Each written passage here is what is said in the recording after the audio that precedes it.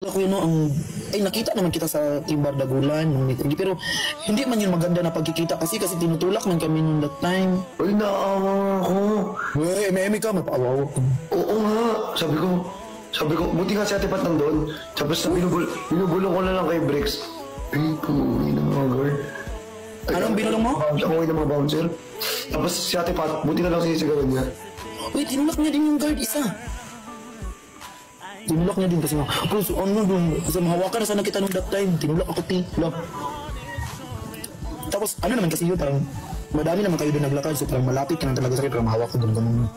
Pero ang feeling ko talaga, pag wala ka ding make-up, o pag wala ka ding, ano yung babe? Ang dami yung tawagan. Babe talaga yung sabi mo. Babe, tingnan mo yung guard. Sabi ko, binubulong ko na lang kay Bricks. Ay, pumuwi ng mga guard. Ay,